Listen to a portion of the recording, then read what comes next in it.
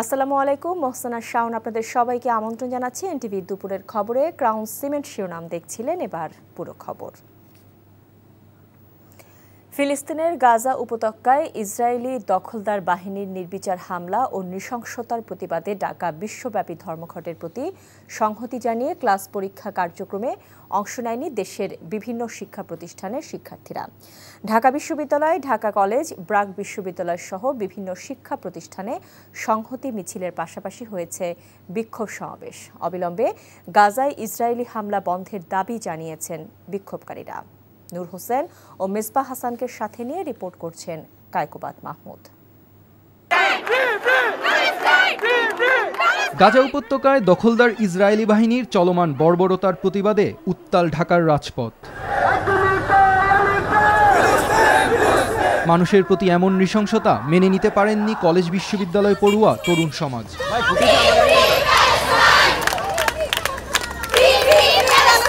তাদের সাথে সংহতি জানিয়েছেন শিক্ষক সহ বিভিন্ন রাজনৈতিক সংগঠন।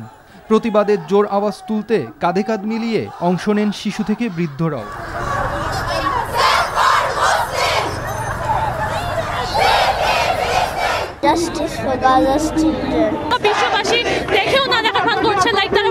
আমরা গাজাবাসীর পক্ষে রয়েছি, আমরা গাজাবাসীর জন্য আছি। হিউম্যানিটি ওইটার মূল্যবোধ থেকে শুধু একজন মুসলিম হিসেবে না, আপনি ইহুদি খ্রিস্টান যেই হন না কেন, যেইভাবে এখানে গণহত্যা চালানো হচ্ছে এটা বন্ধ করা দরকার। ঢাকা বিশ্ববিদ্যালয় থেকে আওয়াজ ওঠে প্রতিবাদের। ফিলিস্তিনের পতাকা হাতে বিশ্ববিদ্যালয়ের রাজু ভাস্কর্যের পাদদেশে জড়ো হয় শিক্ষার্থীরা। পাশাপাশি জাগ্রত ভূমিকায় বেসরকারি বিশ্ববিদ্যালয় সহ বিভিন্ন শিক্ষা প্রতিষ্ঠানগুলো। প্রতিবাদের স্লোগানে মুখরিত হয় ঢাকার রাজপথ। বলছেন ফিলিস্তিনিরা একা নন, এই সংগ্রাম মানবতার, এই লড়াই সকলের।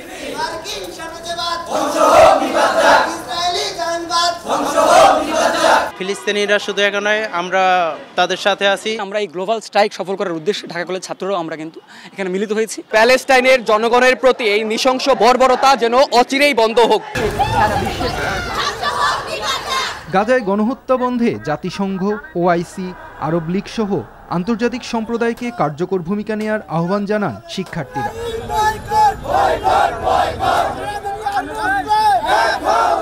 Kaykobad Mahmud, NTV news, Dhaka. গাজায় ইসরায়েলি নৃশংসতার প্রতিবাদ কর্মসূচির খবর জানাতে সরাসরি যুক্ত হচ্ছেন স্টাফ করেসপন্ডেন্ট নূর হোসেন। তিনি আছেন ঢাকা বিশ্ববিদ্যালয় ক্যাম্পাসে। নূর, কর্মসূচির আর কি খবর আপনার কাছে রয়েছে? ঢাকা বিশ্ববিদ্যালয় এলাকায় জনসমাগম কেমন দেখছেন আপনি?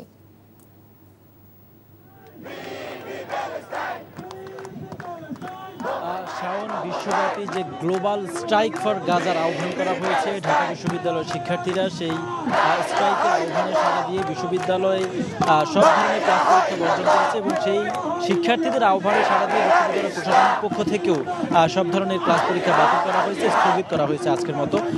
আজকে সকাল থেকে এই ঢাকা বিশ্ববিদ্যালয় টিএসসির রাজু ভাস্কর্যের পাদদেশে শিক্ষার্থীরা জড়ো হয় এবং ফিলিস্তিনের পক্ষে গাজায় যে গণহত্যা চালানো হচ্ছে, বর্বরতা চালানো হচ্ছে, সেই বর্বরতা বন্ধের জন্য ফিলিস্তিনের পাশে সহ সংহতি জানিয়ে তারা এখানে বিক্ষোভ শুরু করেছে, সমাবেশ করছে।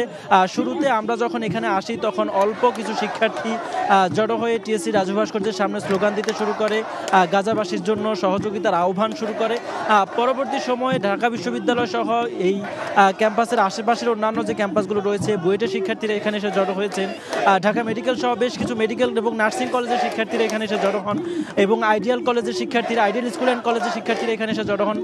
নটরডেম স্কুল অ্যান্ড কলেজের শিক্ষার্থীরাও এখানে এসে জড়ো হন এবং বিশাল বিশাল মিছিল নিয়ে শিক্ষার্থীদের এখানে এসে জড়ো হতে আমরা দেখি। তারা এখান থেকে বেশ কিছু দাবি জানাচ্ছেন। তারা বলছেন দ্রুততম সময়ের মধ্যে বিশ্ব সম্প্রদায়, আন্তর্জাতিক সম্প্রদায় উদ্যোগ নিয়ে, বিশেষ করে তারা জাতিসংঘ, ওআইসি এবং আরব লীগের কথা বলছেন, তাদের যৌথ উদ্যোগে, সম্মিলিত উদ্যোগে গাজায় যে গণহত্যা চলছে সেটি অনতিবিলম্বে বন্ধ করতে হবে এবং ফিলিস্তিনকে স্বাধীন রাষ্ট্র হিসেবে স্বীকৃতি দিতে হবে। ফিলিস্তিনের পক্ষে আন্তর্জাতিক সম্প্রদায় বিশেষ করে মুসলিম বিশ্বের দেশগুলোকে এগিয়ে আসা তারা আহ্বান জানিয়েছেন। বাংলাদেশের পক্ষ থেকে রাষ্ট্রীয়ভাবে উদ্যোগ নিয়ে ইসরায়েলকে অবৈধ রাষ্ট্র ঘোষণা করার জন্য তারা দাবি জানাচ্ছেন এবং ফিলিস্তিনের স্বাধীনতার জন্য রাষ্ট্রীয়ভাবে বিবৃতি দেওয়া থেকে শুরু করে বাংলাদেশের পক্ষ থেকে যা করা যায় সেসব করবার জন্য সরকারের কাছে তারা আহ্বান জানিয়েছেন। এবং বাংলাদেশের পাসপোর্টে স্বাধীনতা পরবর্তী সময়ে দীর্ঘদিন ধরে একটা লাইন ছিল, যে লাইনে স্পষ্ট করে বলা হয়েছে যে বাংলাদেশিরা পৃথিবীর যে কোনো দেশে ভ্রমণ করতে পারবেন শুধুমাত্র ইসরায়েল ছাড়া। সেই লাইনটি শেখ হাসিনা সরকারের আমলে আবার পাসপোর্ট থেকে সরিয়ে ফেলা হয়, সেই লাইনটি আবার পাসপোর্টে প্রতিস্থাপন করার তারা দাবি জানাচ্ছেন। এছাড়া গাজাবাসীর যে কোনো সহযোগিতায় সরকারিভাবে রাষ্ট্রীয়ভাবে সব ধরনের সহযোগিতা করার জন্য সরকারের কাছে তারা এখান থেকে আহ্বান জানাচ্ছেন।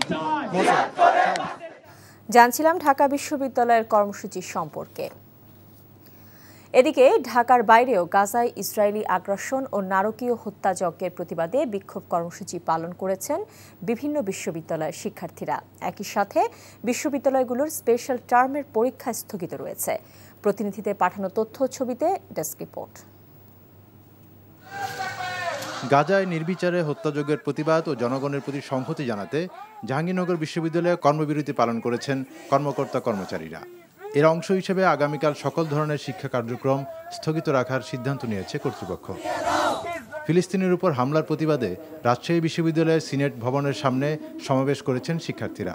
উপাচার্য অধ্যাপক সালেহ হাসান নকিব সহ সমাবেশে অংশ নেন বিশ্ববিদ্যালয়ের শিক্ষক, শিক্ষার্থী, কর্মকর্তা ও কর্মচারীরা। খুলনা বিশ্ববিদ্যালয়ে সকল ক্লাস ও পরীক্ষা বন্ধ রেখে ক্যাম্পাসে মার্চ ফর প্যালেস্টাইন কর্মসূচি পালন হয়েছে। কর্মসূচিতে সংহতি প্রকাশ করে অংশ নেন সকল শিক্ষক, শিক্ষার্থী ও কর্মচারী, কর্মকর্তারা।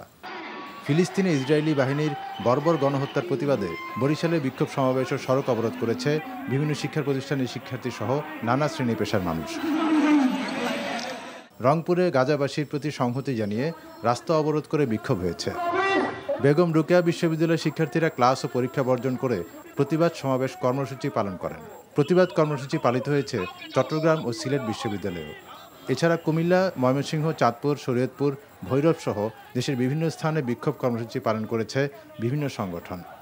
আহমেদ শরীফ, এনটিভি নিউজ ডেস্ক।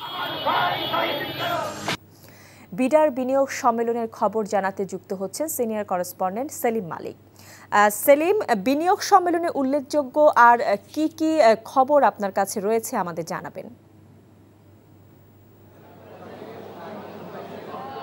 শাওন, গুরুত্বপূর্ণ খাতগুলোতে বিনিয়োগের যে সুযোগ, সেই সুযোগের তুলে ধরতে এখানে যে প্ল্যানিং সেশনগুলো রয়েছে ইন্টারকন্টিনেন্টাল হোটেলের এই বলরুম সহ বিভিন্ন হলগুলোতে আপনার কিভাবে কোন কোন খাতগুলোতে আসলে বিনিয়োগ করলে বেশি প্রফিট করতে পারবেন বিনিয়োগকারীরা এবং এখানে সুযোগ রয়েছে সেই বিষয়গুলো কিন্তু তুলে ধরা হচ্ছে।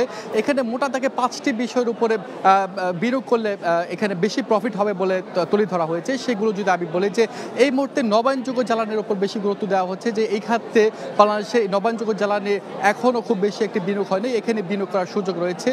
বিশেষ করে কৃষি প্রক্রিয়াজাতকরণ যে অঞ্চলগুলো রয়েছে সেখানেও কিন্তু বিনিয়োগ একটা বড় সুযোগ রয়েছে, যেহেতু বাংলাদেশ যে কৃষি প্রধান দেশ।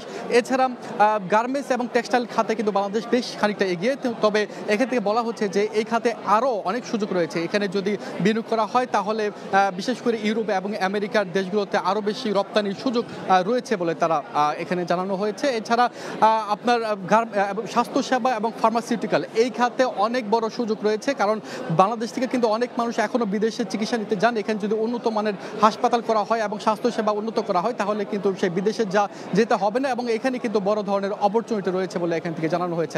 এছাড়া বাংলাদেশকে বলা হয় ডিজিটাল বাংলাদেশ, কিন্তু এখানে ডিজিটাল যে লেনদেন সেটি খুব বেশি একটা নেই। সেখানেও কিন্তু বিকাশ নগদের মতো এইসব স্টার্ট আপগুলোতে যদি বিনিয়োগ করা হয় তাহলে কিন্তু এখানে বিদেশি বিনিয়োগরা বেশি পরিমাণ প্রফিট তাদের দেশে যেতে পারেন বলে এখান থেকে জানানো হয়েছে।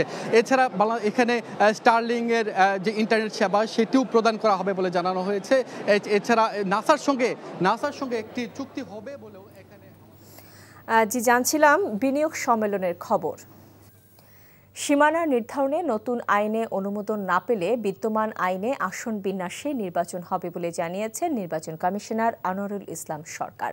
সকালে নির্বাচন কমিশন সচিবালয়ে সীমানা পুনর্নির্ধারণ, রাজনৈতিক দলের নিবন্ধন, জাতীয় এবং স্থানীয় সরকার নির্বাচন প্রস্তুতি, ভোট কেন্দ্র স্থাপন, ভোট গ্রহণকারীদের প্যানেল প্রস্তুতি ও তদারকির বিষয়ে বৈঠক অনুষ্ঠিত হয়।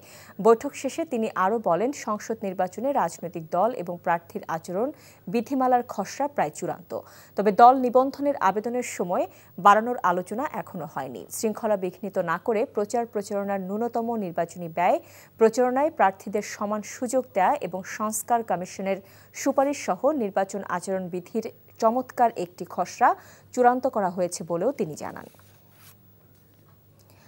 আগামীকাল থেকে 14 এপ্রিল পর্যন্ত দেশব্যাপী জাটকা সংরক্ষণ সপ্তাহ পালন করা হবে। এ সময় সব ধরনের ইলিশ আহরণ, পরিবহন ও বিপণন নিষিদ্ধ থাকবে বলে জানিয়েছেন মৎস্য ও প্রাণী সম্পদ উপদেষ্টা ফরিদা আক্তার।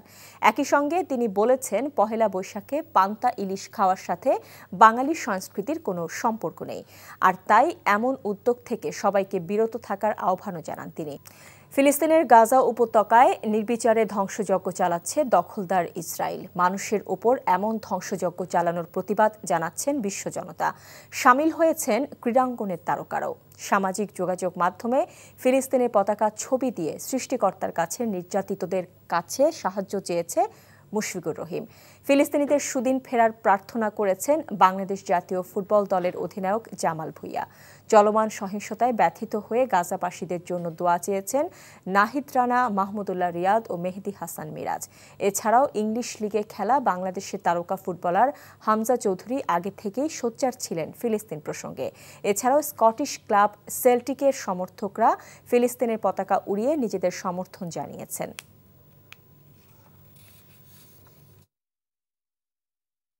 এই ছিল দুপুরের খবরে। এই খবরের ভিডিও সহ আপডেট জানতে ভিজিট করুন এনটিভি অনলাইন www.ntvbd.com। এছাড়াও এনটিভির জনপ্রিয় সব অনুষ্ঠান ও খবরের আপডেট জানতে ভিজিট করুন আমাদের ইউটিউব ও ভেরিফাইড ফেসবুক পেজ। 5টায় দেশের খবর দেখার আমন্ত্রণ রইল। তখন সাথে থাকার জন্য সবাইকে ধন্যবাদ।